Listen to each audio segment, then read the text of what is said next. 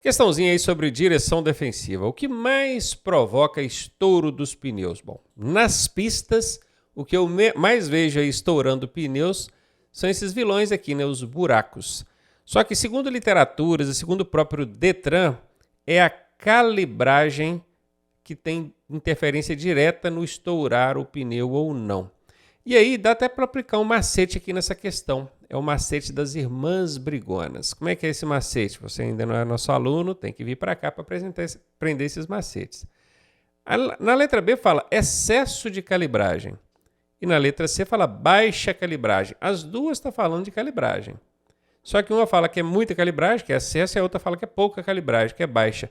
Elas são irmãs. Por que irmãs? Porque elas são muito parecidas. Mas são irmãs brigonas. Uma fala uma coisa, a outra desmente. Ó, é o excesso de calibragem ou é a falta de calibragem, a baixa calibragem?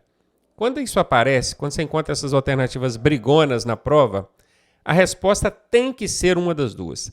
Sempre que você encontrar alternativas brigonas, irmãs brigonas, a resposta vai ser uma das duas. Anotou isso? Então você já pode eliminar a letra A e a letra D. E aí você me diz, qual que você acha que mais causa o estouro dos pneus? O excesso de calibragem. O pneu muito cheio, passou em qualquer buraquinho, já acontece o estouro. B de bola é a resposta dessa questão.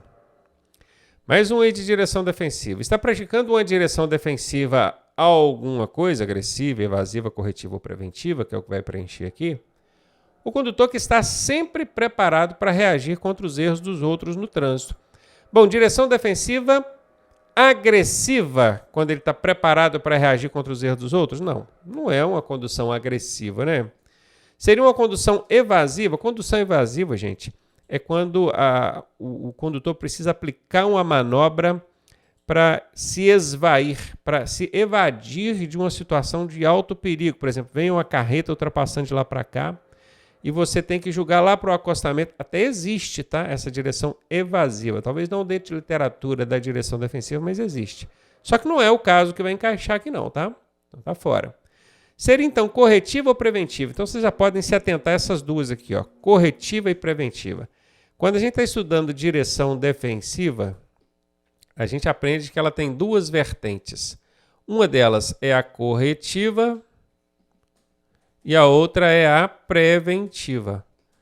A primeira aqui de cima, a corretiva, é quando ele não está preparado para reagir. Ele reage porque aconteceu de forma inesperada uma situação de perigo, então ele reagiu.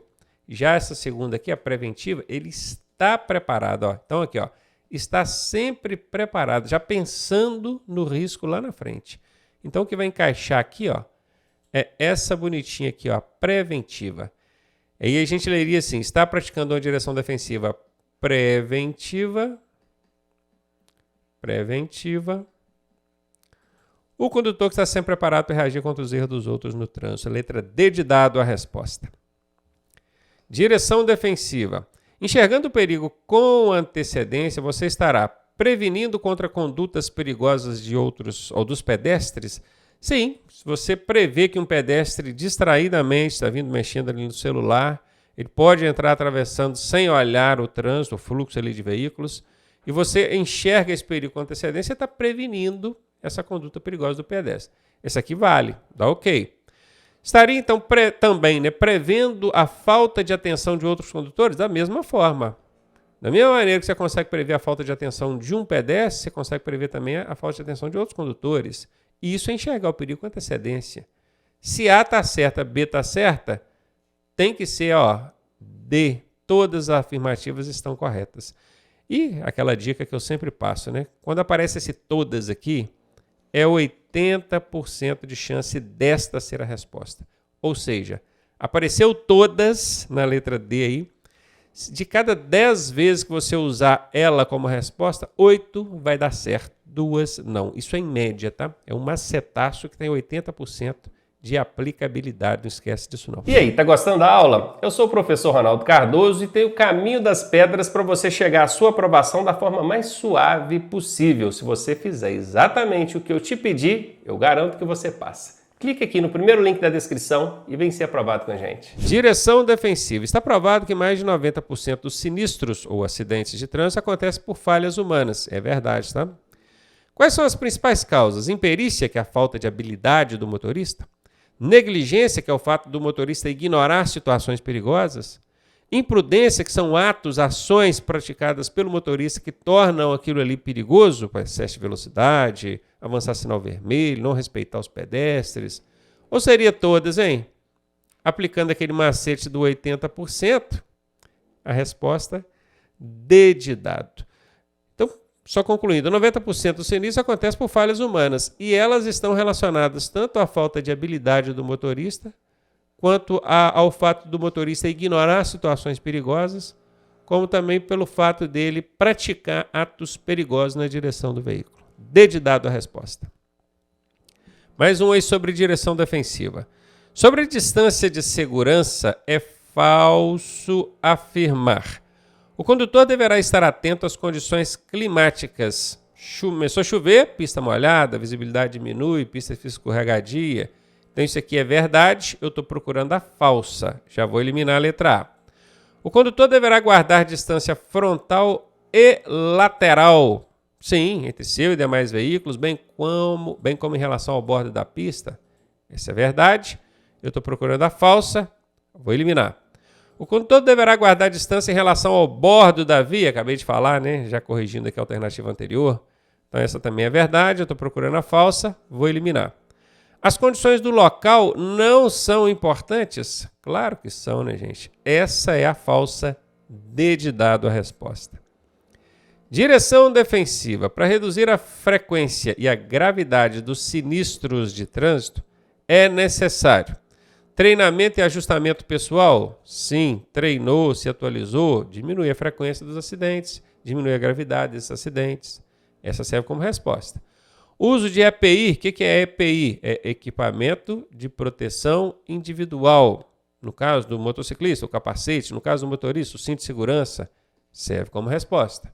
Se A serve como resposta, B serve como resposta, não posso responder as duas. Já dá uma corrida de olho lá na letra D, vê se tenho todas lá. Tenho todas? 80% de chance dessa ser a resposta. E nesse caso, esta é a resposta. Letra D de dado. Direção defensiva é o tema dessa questão e ela traz para a gente o seguinte: assinale a incorreta. Faz parte da direção defensiva fazer valer o seu direito, exigindo-o a qualquer custo. Está vendo esse qualquer aqui? Qualquer é uma casca de banana. Quando aparece uma casca de banana numa das alternativas, significa que aquela alternativa tem 90% de chance de ser falsa, incorreta. E eu estou procurando a incorreta. Essa aqui é a resposta. Se você analisar, todas as demais são corretas. Realizar uma viagem sem cometer infrações de trânsito. Ok. Dirigir sem faltar com a cortesia, ou seja, educação no trânsito. Ok. Encarar a tarefa de dirigir de modo a reduzir a possibilidade de envolver-se em sinistros ou acidentes. Ok. Agora, fazer valer o seu direito exigindo a qualquer custo. Qualquer é uma casca de banana. Tem casca de banana, essa alternativa é falsa ou incorreta. No caso, essa é a resposta, porque a questão está pedindo a incorreta. Direção defensiva. É considerado alguma coisa o condutor que está à direção de um veículo com os pneus ruins, freios desregulados e luz queimada. O veículo não está em condições de ser conduzido, dirigido. Mesmo assim, o condutor assume a direção desse veículo e vai dirigir. Nesse caso, ele foi o quê? Imprudente, negligente, imperito ou teve excesso de confiança? Isso aqui é o quê? Imprudência, negligência, imperícia ou excesso de confiança? Bom, pode até ser que alguns tenham respondido excesso de confiança, só que dentro da literatura de direção defensiva não tem esse excesso de confiança. Lá vocês estudaram imprudência, negligência, imperícia. Confere? Excesso de confiança, não. Então já vou eliminar. A imperícia é a falta de habilidade. Aí na hora de fazer uma manobra, esbarrou um carro, ou ficou inseguro na hora de fazer uma ultrapassagem, vai arrancar no morro, deixa o carro voltar. Isso é imperícia, não é o caso aqui, né? Então já vou eliminar aqui a letra C. Seria então imprudência ou negligência? A imprudência, cara, ela está relacionada a atos do motorista. Excesso de velocidade, avançar sinal vermelho. A negligência é quando ele ignora fatos, condições adversas, condições perigosas. E parece que é esse caso aqui, né? Ó. O veículo está com os pneus ruins, com os freios regulados, luz queimada, mesmo assim ele assume a direção do veículo. Então ele foi negligente, ignorou essas condições perigosas aqui. B de bola é a resposta. Mais uma de direção defensiva. A anulação dos efeitos do uso do cinto de segurança resulta da...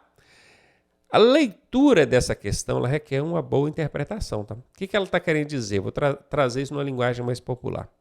Significa que, a depender do que você fizer, o resultado aqui, ó, pode anular os efeitos do cinto de segurança, ou seja, anula, ele está lá para te proteger, você acaba anulando isso, ele passa a não proteger, a depender do que você faz. E aí, veja bem, fixação de presilhas, já viu, tem gente que puxa o cinto, que eu acho que ele fica incomodando, né? Puxa ele, folga ele e prende ele com a presilha. Isso é uma ação, um ato que anula os efeitos do cinto de segurança. E é infração de trânsito, tá? Se a polícia pegar, dá multa isso aí.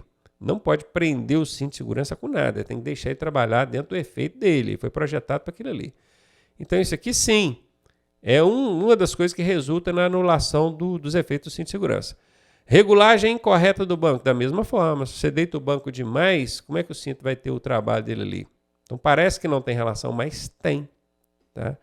Sua utilização por mais de um passageiro, pensa, 2 pessoas no mesmo cinto de segurança. Isso também vai anular aqui os efeitos do seu uso, né, do cinto de segurança.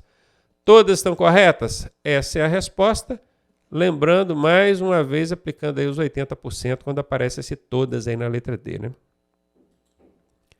Direção defensiva. Uma das luzes do freio do seu automóvel apresenta problema durante seu deslocamento.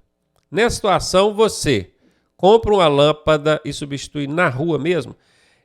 Fazer a substituição na rua, e eu vi que aqui o Detran colocou bem assim, na rua, não falou nem na pista, foi bem chulo mesmo. O que ele quis dizer aqui? Ele está nos remetendo àquela manutenção no veículo no leito viário, na via pública. Isso aqui, inclusive, é infração de trânsito. Não poderia. É claro, gente, que a depender da forma que você fizer, isso não vai chegar a causar um prejuízo para o trânsito, um risco. Mas, de um modo geral, isso aqui não é uma conduta recomendável, nem pela norma de trânsito, nem pela direção defensiva. Tá? Na rua, fazer manutenção no veículo, reparo no veículo, não.